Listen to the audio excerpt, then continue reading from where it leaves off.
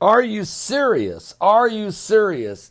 Has Vladimir Putin won the war in Syria? And is he getting what he wants? This view from the West that Russia's President Vladimir Putin is in a diplomatic doghouse and that his annexation of Crimea and his military involvement in eastern Ukraine broke the settled pattern of post-Cold War relationship in Europe. The Russian military is increasingly aggressive, patrolling and exercises on the margins of NATO, and have raised genuine concerns, even in a country such as Sweden, that a conflict with Russia can no longer be regarded as an impossibility.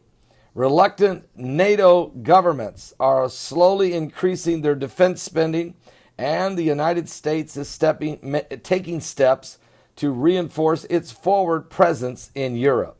Russia, of course, puts the boot on the other foot.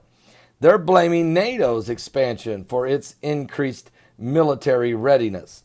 But this is a government widely believed to have sent its agents to poison an opponent in London, leaving radioactive trail across the city. You may have remembered that, folks.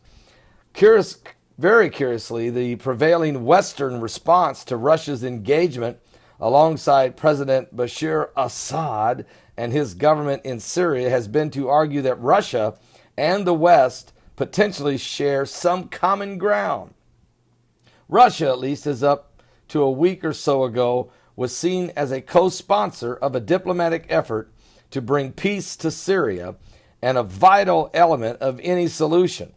Whether this view, in hindsight, largely is wishful thinking, will it survive the onslaught by the Syrian army and its allies in Damascus remains to be seen.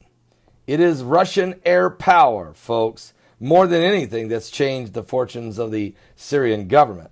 And this offensive, coming just as the new round of peace talks and truce deals was getting underway, effectively poisoned the discussions before they really began. I guess the question is, Russia's true intentions are becoming clear. We are not talking here about morality or what is right. There is a precious little bit of that out there anyway.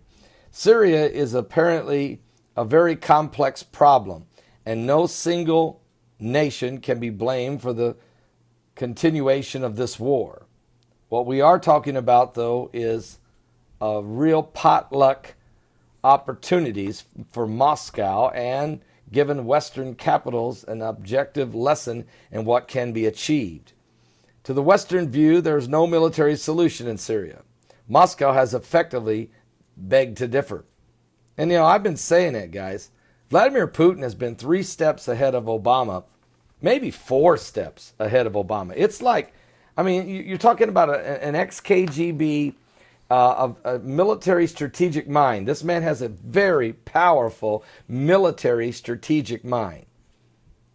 And he understands global economics, global political positioning, and at the same time, he does not make knee-jerk reactions to things.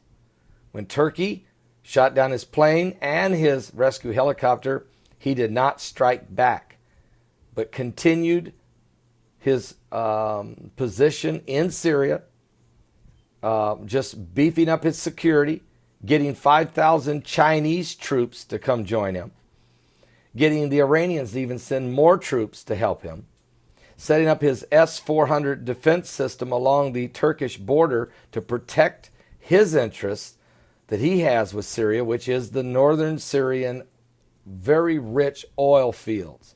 Turkey wants the same oil fields. They've been buying the oil on the black market from ISIS for 10 cents on the dollar, and they want to keep buying it. So Russia's aggressive position in Syria is cramping the style of Erdogan of Turkey and threatening the position of the Sunni Muslims in Saudi Arabia, because Iran will be the ones who actually run those oil wells once Russia has everything secured. Remember, Obama said Assad must go.